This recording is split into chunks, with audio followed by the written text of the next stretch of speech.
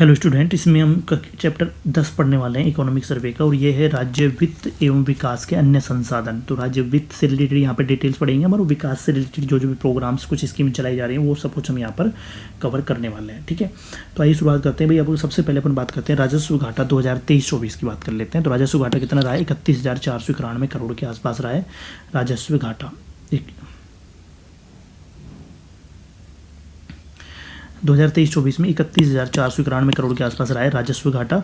उसके बाद में हम बात कर लेते हैं भाई यहाँ पर राजकोषीय घाटा की अगर अपन बात करें कि यह राजकोषीय घाटा कितना रहा है यहाँ पर, तो राजकोषीय घाटा रहा है भाई 51,000 करोड़ के आसपास यहाँ पर राजकोषीय घाटा है, जो जीएसडीपी का कितना है 3.76% है, 3.76%, 3.76% यहाँ पर है राजकोषीय घाटा जीएसडीपी का। ये इंपॉर्टेंट डेटा है, पूछा जा सकता है। राजकोषीय घाटा राजस्थान में जीएसडीपी का कितना प्रतिशत है 2023-24 में? तो 3.76% है।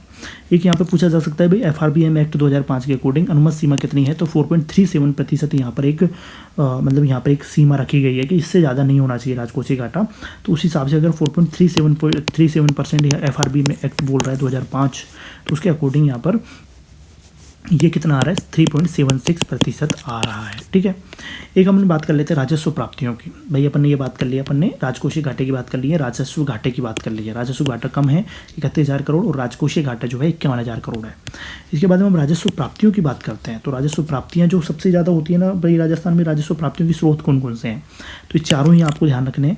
तो मैक्सिमम जो राजस्व प्राप्त हुआ है वो किसके माध्यम से प्राप्त होता है? स्वयं के कर राजस्व से प्राप्त होता है। जो हमारे यहाँ पे कर राजस्व है स्वयं का, उससे ज़्यादा सबसे ज़्यादा प्राप्त होता है। तो लगभग कितना 37,000 करोड़ के आसपास यहाँ पर हमको स्वयं के कर राजस्व से राजस्व प्राप्त हुआ है। ठीक है, सेकंड नंबर है हमारा केंद्रीय करों में जो हमारा हिस्सा है ना, उससे हमको पैसा प्राप्त होता है, राजस्व प्राप्त होता है। तीसरा है केंद्रीय सहायता के माध्यम से प्राप्त होता है। फोर्थ है कर भिन्न राजस्व के माध्यम से प्राप्त होता है। तो राजस्व प्राप्तियों में बात करें तो स्वयं के कर राजस्व से मैक्सिमम प्राप्ति हुई है, और कर भिन्न राजस्व से मिनिमम प्राप्ति हुई है। ठीक है, तो ये ध्यान रखना है। अब कुल व्यय की बात कर लेते हैं। तो भाई यहाँ पे जो राजस्व व्यय है ना वो सबसे अधिक है, फिर उसके बाद में पूंजीगत व्यय है, फिर उसके बाद उधार और अग्रिम के माध्यम से जो व्यय हो रहा है वो यहाँ पर कुल व्यय निकल के आ रहा है। इसके बाद हम प्राथमिक घाटे की बात कर लेते हैं। भाई 20,427 करोड़ के आसपास यहाँ पे प्राथमिक घाटा रहा है। उसके बाद हम बात कर लेते हैं भाई राजस्व प्राप्तियों में जो वृद्धि दर है, राजस्व प्राप्तियों में जो वृद्धि दर है वो कितनी हुई है? 6.02% के आसपास यहाँ पर राजस्व प्राप्तियों में वृद्धि हो रही है। तो राजस्व प्राप्तियों में लगभग 6% के आसपास वृद्धि हो रही है। और अगर स्वयं के कर राजस्व की बात करें, अभी तो हम राजस्व प्राप्ति की बात कर रहे हैं, राजस्व प्राप्ति में स्वयं के कर राजस्व से भी तो प्राप्त होता है ना।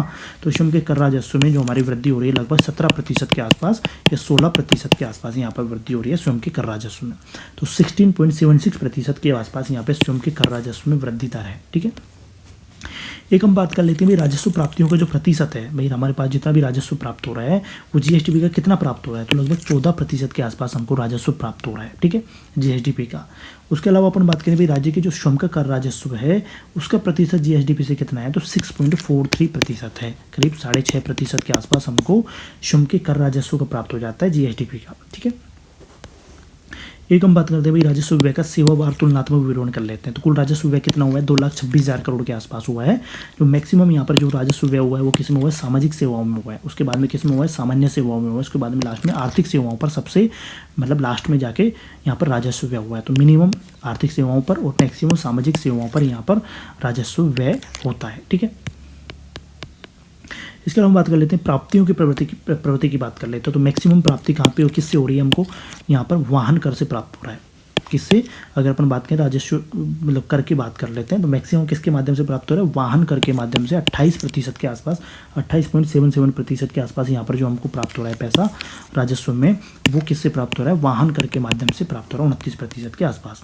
इसके अलावा व्यय की प्रवृत्ति की बात कर लेते हो तो राजस्थान का जो कुल व्यय है ना उसका भार वहन करने में राजस्व प्राप्तियों का योगदान कितना है? भाई हमारा जितना भी कुल कितना खर्चा हो रहा है, कुल व्यय जितना भी हो रहा है उसमें जो हमारा खर्च हो रहा है उसका जो पैसा है वो किससे कम मतलब राजस्व प्राप्ति कितना उसका भार वहन कर लेती है, राजस्व प्राप्तियों मतलब कितना उसका लोड ले सकती है? तो एक तरह से 79% के आसपास यहाँ पर राजस्व प्राप्तियों से भुगतान कर देते हैं हम। ठीक है, वर्ष 2022-23 में वेतन मजदूरी पर कितना व्यय कुल व्यय का कितना है? 35% है। इसके अलावा अपन योजनाओं पर व्यय जो है उसमें कितने प्रतिशत वृद्धि हो रही है? 2.89% के आसपास यहाँ पर वृद्धि हो गई है अब योजनाओं पर। वेतन मजदूरी पर कितनी वृद्धि हो रही है? 4.65% यहाँ पर वृद्धि हो गई है वेतन मजदूरी पर। ठीक है, अगर अपन बात करें विकासात्मक व्यय जो है वो कुल व्यय का कितना प्रतिशत है? तो 70% यहाँ पर जो पैसा खर्च हो रहा है वो किस पे खर्च हो रहा है? विकासात्मक व्यय पर खर्च हो रहा है। इसके अलावा अपन बात करते हैं भाई राजकोषीय देनदारियों की बात कर लेते हैं। तो 2021-22 की तुलना में जो राजकोषीय देनदारियों में कितनी वृद्धि हुई है, 9.23% यहाँ पर राजकोषीय देनदारियों में वृद्धि हुई है। ठीक है,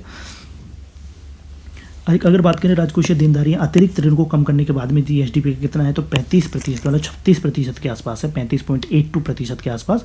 तो राजकोषीय जो देनदारियां हैं वो अगर अतिरिक्त ऋण को कम कर दिया जाए तो उसके बाद में जीएसडीपी का कितना प्रतिशत निकल के आ रहा है, 36% निकल के आ रहा है। राजकोषीय देनदारियों के घटक क्या हैं, तो अगर ये पूछा जा सकता है तो भाई एक आंतरिक ऋण है, केंद्र सरकार से ऋण है, राज्य बीमा एवं प्रावधायी निधि है, सुरक्षित आरक्षित निधि एवं जमा है। तो ये चार चीज़ जो है ना, चार चीज़ ये थोड़ा इंपॉर्टेंट है, ये आपको ध्यान रखना है। ठीक है,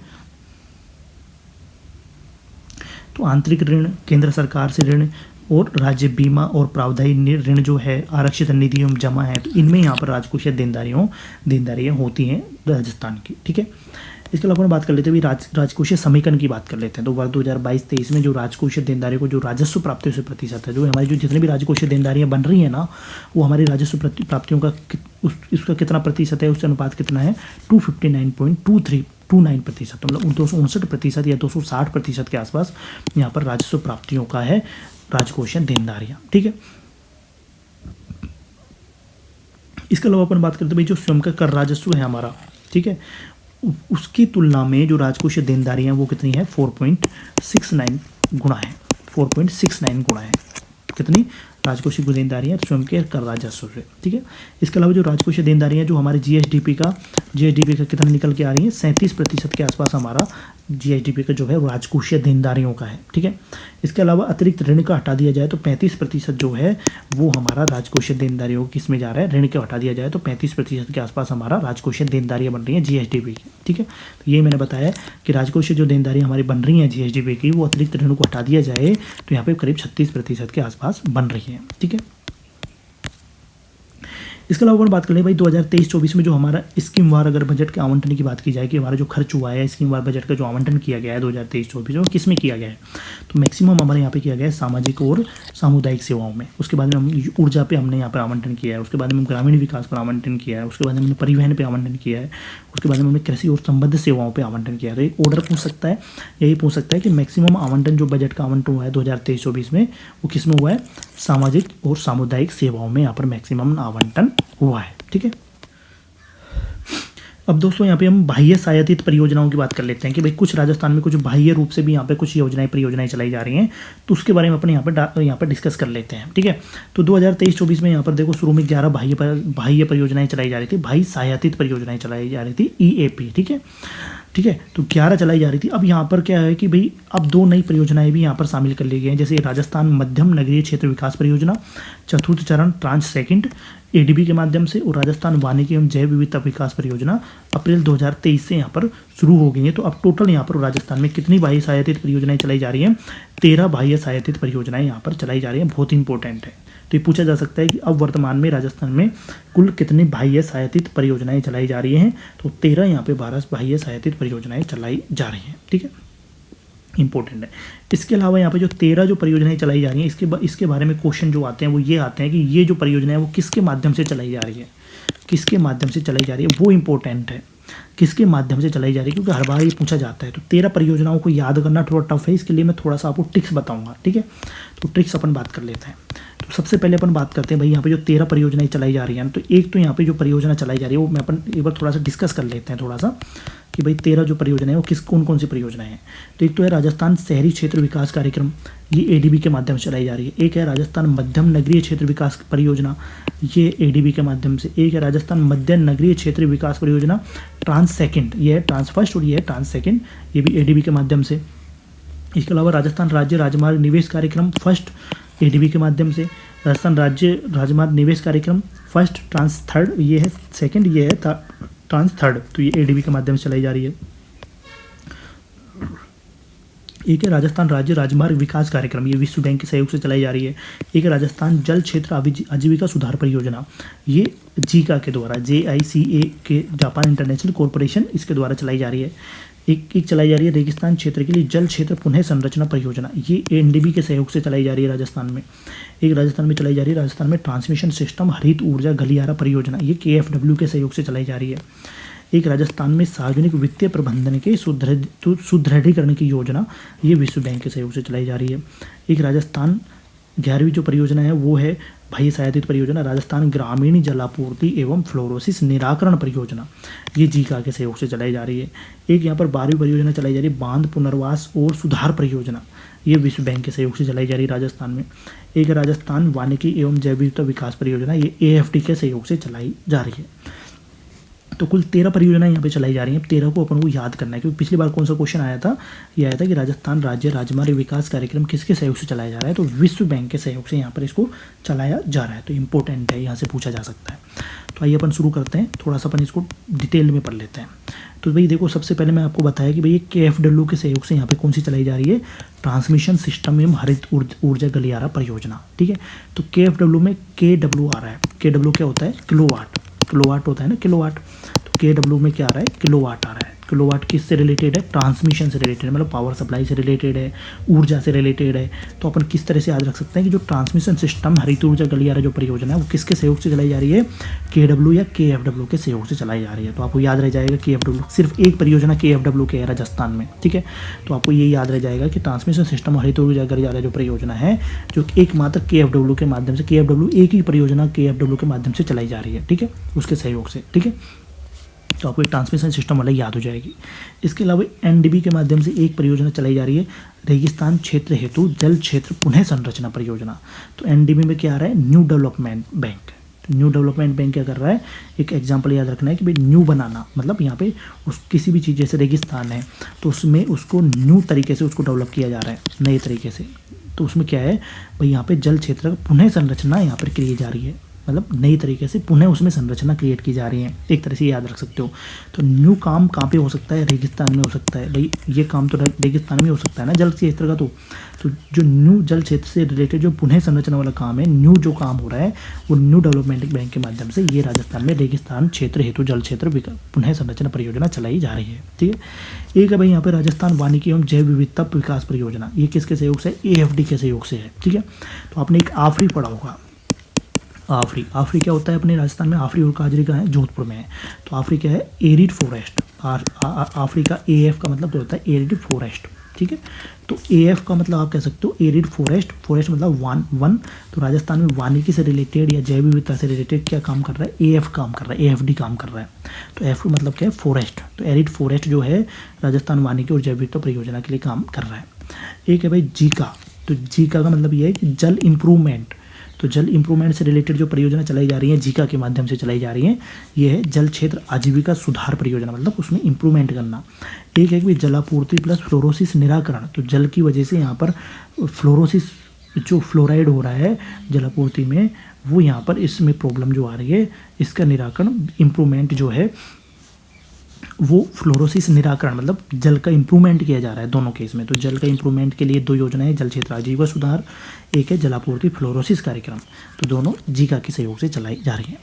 एक तीसरा आपको ध्यान रख रहे हैं, विश्व बैंक। तो वर्ल्ड लेवल पे जो काम होता है वो क्या है, बांध से रिलेटेड काम हो सकता है, वित्त से रिलेटेड काम हो सकता है, या फिर स्टेट हाईवे के विकास का जो काम हो रहा है वो विश्व बैंक के सहयोग से वर्ल्ड लेवल पर काम हो रहा है, ये ध्यान रखना है। तो वर्ल्ड लेवल पर 3 काम हो सकते हैं। तो बांध से रिलेटेड विश्व स्तरीय काम है, वित्त का काम भी जो पूरा वर्ल्ड लेवल पे है, और स्टेट हाईवे भी पूरे वर्ल्ड लेवल पे बनाए जाते हैं। तो 3 जो चीज़ें हैं, बांध पुनर्वास और सुधार परियोजना, सार्वजनिक वित्त प्रबंधन सुदृढ़ीकरण परियोजना और राज्य राजमार्ग विकास कार्यक्रम किसके सहयोग से चलाए जा रहे हैं, विश्व बैंक के सहयोग से चलाए जा रहे हैं। एक यहाँ पे इंपॉर्टेंट ध्यान रखना है कि ADB 3-4 योजनाएं चलाई जा रही हैं। एक तो एशिया में शहरों और नगरों का विकास कौन कर रहा है, एशिया डेवलपमेंट बैंक। तो एशियाई विकास बैंक जो है एशिया में शहरों और मध्यम क्षेत्रों का विकास कर रहे हैं, ध्यान रखना है। तो राज्य राजमार्ग निवेश कार्यक्रम किसके सहयोग से चलाया जा रहा है, ADB। और राज्य राजमार्ग विकास कार्यक्रम विश्व बैंक के सहयोग से। तो ये इंपॉर्टेंट है। तो इसके अलावा जो एशिया में शहर और नगर अब काम बहुत तकड़ी तेजी से चल रहा है, तो शहरी क्षेत्र विकास कार्यक्रम और मध्य नगरीय क्षेत्र विकास कार्यक्रम ADB के सहयोग से चलाए जा रहे हैं, ठीक है। इसके अलावा हम बात कर लेते, थोड़ा सा कन्फ्यूज आप ये हो सकते हो कि विश्व बैंक और ADB, यहाँ पे स्टेट हाईवे का विकास कौन कर रहा है, विश्व बैंक कर रहा है, और स्टेट हाईवे में निवेश कार्यक्रम कौन चला रहा है, ADB चला रहा है। तो स्टेट हाईवे विकास में V आ रहा है और यहाँ पे विश्व बैंक में V आ रहा है। तो विश्व बैंक विकास का काम कर रहा है, वहीं ADB जो काम है वो उसका काम क्या है, निवेश का काम है, ठीक है। ये थोड़ा सा इंपॉर्टेंट ध्यान रखना है। तो ये अपन ये सारा पढ़ लिया। इसके अलावा जो शहरी क्षेत्र विकास कार्यक्रम है 5 शहरों में चलाया जा रहा है। मध्यम नगरीय क्षेत्र जो ट्रांच 1 है वो 14 जिलों में, मध्यम नगरीय क्षेत्र ट्रांच 2 16 जिलों में, राजस्थान वानिकी जैव विविधता जो है विकास जो है 13 जिलों में, और अब प्लस अभ्यारण्य टाइगर रिजर्व वगैरह में चलाया जा रहा है। तो इंपॉर्टेंट है, ध्यान रखना है। तो आइए अपन बात कर लेते हैं एक एक प्रोजेक्ट के बारे में। तो यहाँ पर अपन बात करते हैं राजस्थान शहरी क्षेत्र विकास कार्यक्रम के बारे में बात कर लेते हैं। राजस्थान शहरी क्षेत्र विकास कार्यक्रम, तो मैंने बताया कि भाई एशिया में जो शहरों और मध्यम क्षेत्रों का विकास का काम जो हो रहा है, या फिर स्टेट हाईवे में जो निवेश का काम कौन कर रहा है, एडीबी कर रहा है। तो शहरी क्षेत्र का काम कौन कर रहा है, एडीबी कर रहा है। तो यहाँ पे क्या हो रहा है भाई, राजस्थान राज्य के जो चयनित शहर हैं वहाँ के निवासियों को जलापूर्ति सेवा प्रदान करना, संपूर्ण स्वच्छता सहित सीवरेज क्षेत्र में सुधार करना किसका काम है, इस परियोजना का काम है। तो यहाँ पर 5 शहरों में चलाया जा रहा है प्रोजेक्ट घटक 5 शहरों में चलाया जा रहा है। कौन कौन से में, टोंक, श्रीगंगानगर, झुंझुनू, पाली में यहाँ पर जल प्रदाय और सीवरेज का काम हो रहा है, और भीलवाड़ा में यहाँ पर केवल सीवरेज का काम हो रहा है। ठीक है, तो ये थोड़ा सा ध्यान रख लेना है, बाकी इतना पूछा नहीं जाएगा डीप में। एक है भाई राजस्थान मध्यम नगरीय क्षेत्र विकास परियोजना ट्रांच 1। तो मैंने आपको बताया कि भाई ये जो ट्रांच 1 है वो 14 शहरों में चलाया जा रहा है। ठीक है, तो राज्य के जो चयनित शहरों में जलापूर्ति और स्वच्छता में सुधार करना, इसका मध्यम नगरीय जो क्षेत्र है ना, 14 जो शहर हैं मध्यम नगरीय जो क्षेत्र हैं उनमें जलापूर्ति और स्वच्छता में सुधार ये काम कर रहा है। इसके अलावा मध्यम नगरीय क्षेत्र विकास परियोजना ये भी एडीबी के माध्यम से, ट्रांस सेकंड भी, तो यहाँ पर ये 16 शहरों में चलाई जा रही है।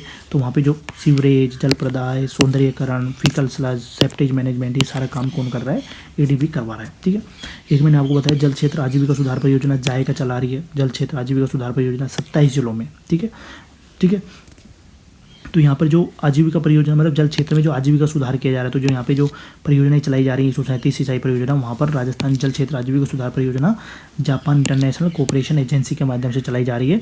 ठीक है, और 4.7 लाख हेक्टेयर सिंचाई क्षेत्र में यहाँ पर इसको लाभान्वित किया जाएगा। 1 अप्रैल 2017 से 31 मार्च 2028 तक चलेगी, और जो ट्रांच 1 की जो अवधि है वो 2017 से 2024 अक्टूबर तक है। ठीक है, एक अपन बात करते हैं राजस्थान राज्य राजमार्ग निवेश कार्यक्रम। मैंने बताया निवेश कार्यक्रम एडीबी के माध्यम से चल रहा है। ठीक है, तो यहाँ पर जो निवेश कार्यक्रम है वो क्या करेगा भाई, राज्य राजमार्ग में यातायात की दक्षता में सुधार करेगा, राजमार्ग को सुरक्षा प्रदान करेगा। ठीक है, इसके अलावा यहाँ पर जो देखो इनके जो प्रबंधन है, मॉनिटरिंग है, सेफगार्ड क्रियान्वयन है, मॉनिटरिंग और रोड सेफ्टी है, ये काम सारा कौन करेगा, राजस्थान राज्य राजमार्ग निवेश कार्यक्रम यहाँ पर करेगा। एक अपन बात करते हैं रेगिस्तान क्षेत्र में जल क्षेत्र पुनः संरचना। तो मैंने बताया कि रेगिस्तान क्षेत्र को न्यू बनाया जा रहा है, फिर से नया बनाया जा रहा है, तो न्यू डेवलपमेंट बैंक एनडीबी यहाँ पे काम कर रहा है। तो ये जो है मेनली जो अपने रेगिस्तान जो क्षेत्र है ना वहाँ पर जल क्षेत्र पुनः संरचना परियोजना चलाई जा रही है।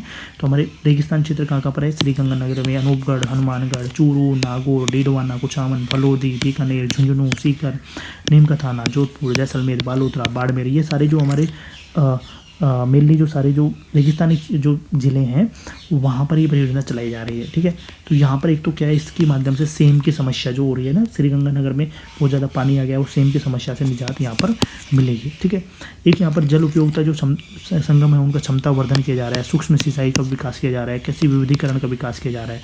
तो ये मेन काम यहाँ पर हो रहे हैं।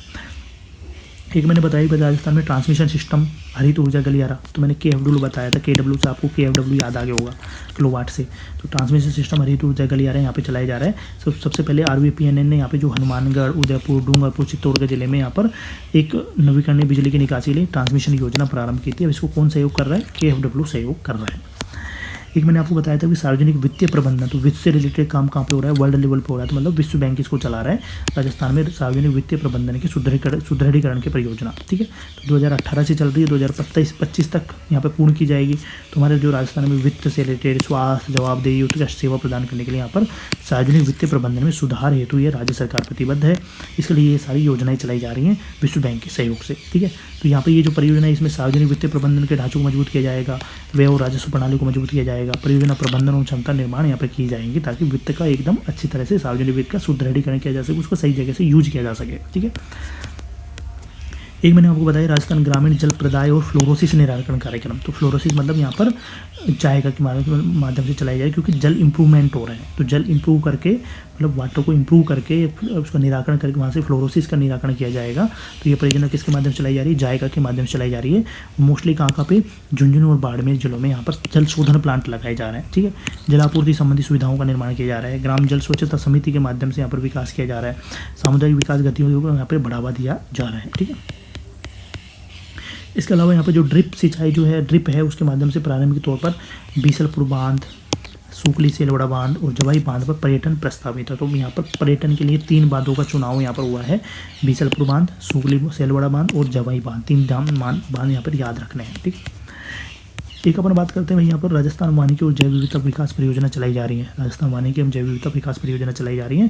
तो ये मैंने आपको बताया 13 जिलों में चलाई जा रही है, अलवर, बारा, ये सब याद रख लें। इसके अलावा यहाँ पर कुछ अभ्यारण्य है, एक तो रामगढ़ विषधारी टाइगर रिजर्व बूंदी में है, भैंसरोडगढ़ अभ्यारण्य है, केवलादेव राष्ट्रीय उद्यान है, बीसलपुर टोंक है, उम्मेदगंज पक्षी विहार है और मुकुंदरा हिल्स टाइगर रिजर्व। यहाँ पर ये जैव विविधता वानिकी, राजस्थान वानिकी और जैव विविधता विकास परियोजना यहाँ पर चलाई जा रही है, मतलब जैव विविधता को बढ़ावा देने के लिए, ठीक है। ये तो वानिकी को बढ़ावा देने के लिए प्लस जैव विविधता को बढ़ावा देने के लिए। तो जैव विविधता कहाँ पे बढ़ेगी, जहाँ अभ्यारण्य है, ज़्यादातर वहाँ पे बहुत सारे जीव रहते हैं, तो उस जगह जैसे रामगढ़ विषधारी है, भैंसरोडगढ़ है, केवलादेव है, वहाँ पे पक्षियों की जैव विविधता बहुत ज़्यादा है, बीसलपुर टोंक है, उम्मेदगंज पक्षी विहार कोटा है, मुकुंदरा हिल्स टाइगर रिजर्व है।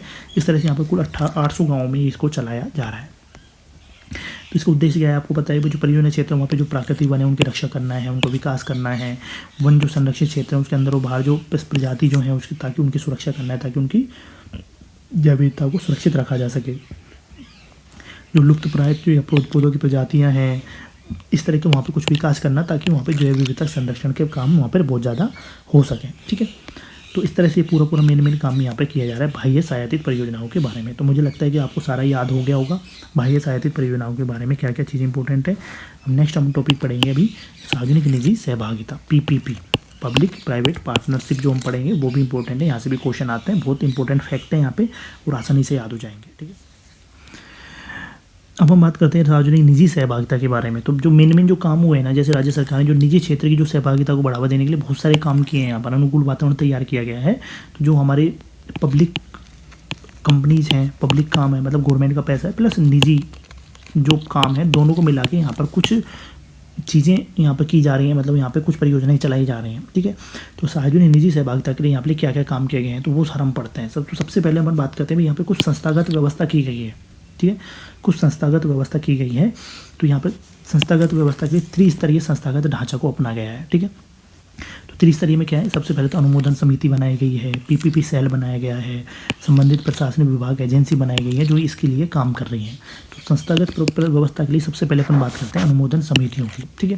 तो अनुमोदन मतलब किसी भी परियोजना को अनुमोदन देना, मतलब उसको एग्जीक्यूट करवाने के लिए उसको अनुमोदन प्रदान करना, इसके लिए यहाँ पर ये परियोजना है, ठीक है। तो यहाँ पर 2-3 यहाँ पे समिति बनाई गई। एक तो है काउंसिल फॉर इंफ्रास्ट्रक्चर डेवलपमेंट, इसको बोला जाता है CID।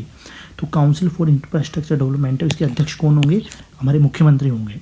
तो अगर कोई परियोजना ऐसी है जिसमें 500 करोड़ से ज़्यादा यहाँ पर परियोजना लगाता है, तो उसका निर्णय कौन करेगा, अध्यक्ष साहब करेंगे, CM करेंगे, काउंसिल फॉर इंफ्रास्ट्रक्चर डेवलपमेंट यहाँ पर करेगा, ठीक है, CID करेगा। इसके अलावा यहाँ पर एक empowered committee for infrastructure development बनाया गया है। तो एम्पावर्ड कमेटी जो है ना, उसका अध्यक्ष कौन होगा, मुख्य सचिव होगा।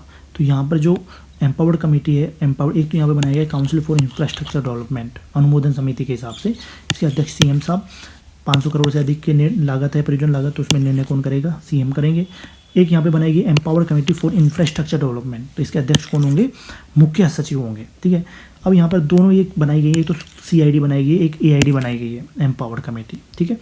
तो EID, तो यहाँ पे जो काउंसिल फॉर इंफ्रास्ट्रक्चर डेवलपमेंट है और empowered committee for infrastructure development है, दोनों के लिए एक सचिवालय बनाया गया है, ठीक है। स्टाफ प्रोवाइड कराने के लिए, ये सारे काम कराने के लिए सचिवालय बनाया गया है। कहाँ पे, आयोजना विभाग का जो PPP सेल है ना, वो यहाँ पर इनके सचिवालय के तौर पर काम करता है, ठीक है। तो दोनों ध्यान रखना, एम्पावर्ड कमेटी जितने भी हैं उनका जो अध्यक्ष होता है वो कौन होता है, मुख्य सचिव। और काउंसिल फॉर इंफ्रास्ट्रक्चर डेवलपमेंट है, उसका अध्यक्ष है CM साहब।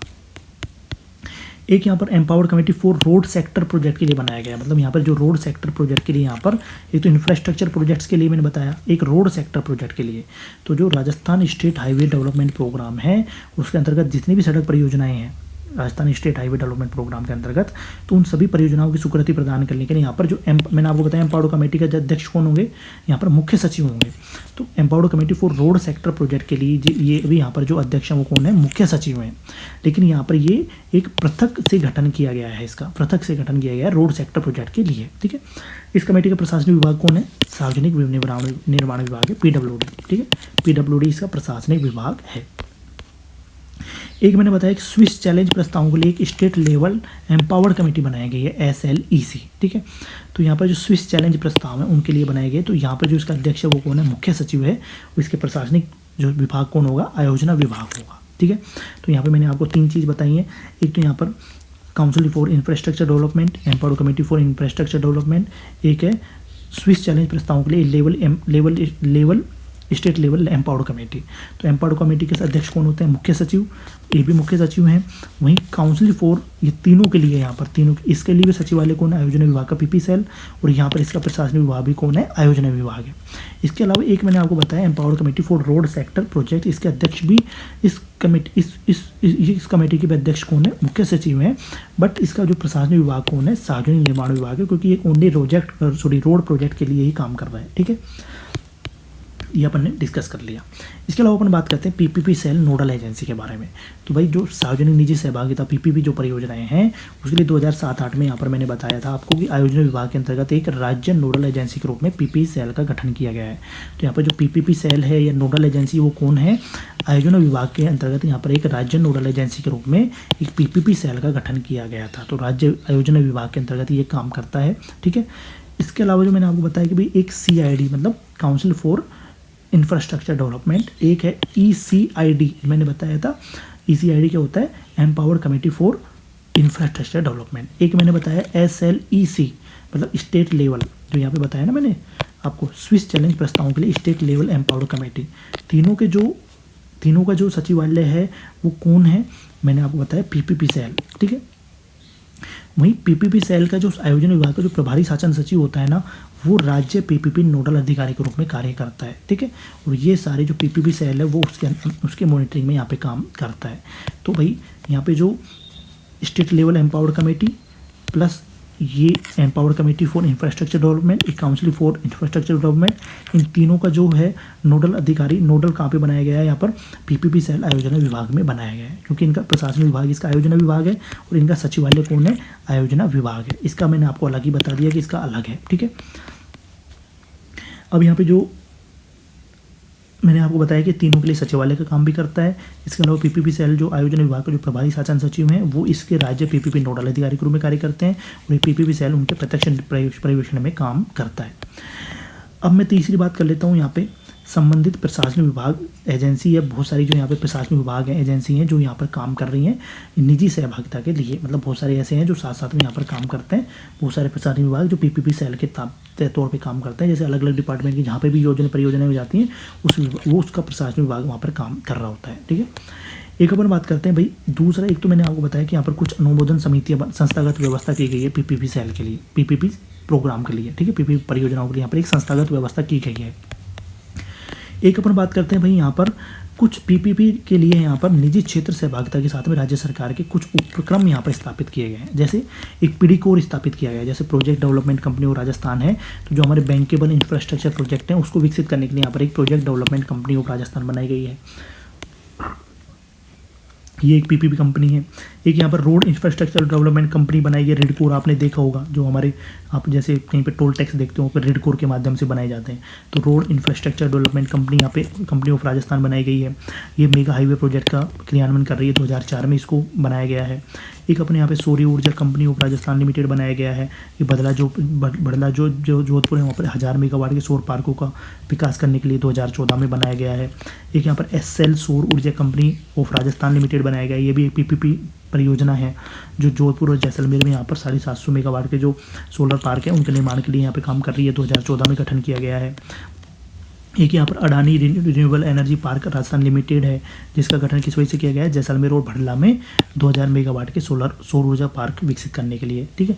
तो इम्पोर्टेंट है यहाँ पर, इसका भी विकास 2015 में किया गया। तो इस तरह से कुछ कंपनियां यहाँ पर PPP आधारित यहाँ पर बनाई गई हैं। एक यहाँ पर मैंने दो चीज़ तो आपको बताइए, तो संस्थागत मतलब संस्थागत तरीके से काम किया जा रहा है। एक यहाँ पे कुछ कंपनी बना के पीपीपी परियोजनाएं लागू की जा रही है। एक यहाँ पर परियोजना विकास कोष बनाया गया है, पीडीएफ।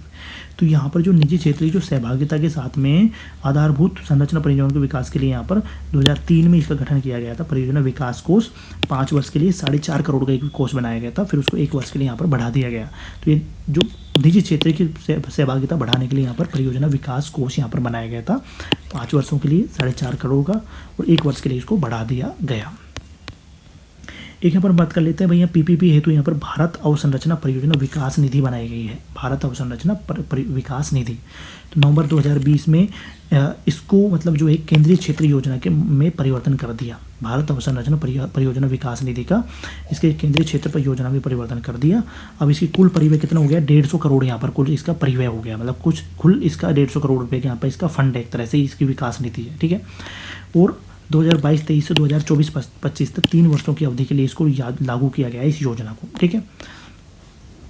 अब जैसे मान लो कोई एकल प्रस्ताव परियोजना है तो इसके माध्यम से 5 करोड़ तक का वित्त पोषण इसके माध्यम से किया जा सकता है, और 5 करोड़ से अधिक का अगर कोई वित्त पोषण की आवश्यकता है तो परियोजना प्रयोजक जो प्राधिकारी है उसके द्वारा स्वयं वहन किया जा सकता है इसको, ठीक है। थोड़ा सा ऐसा ही है, ध्यान रख लेना।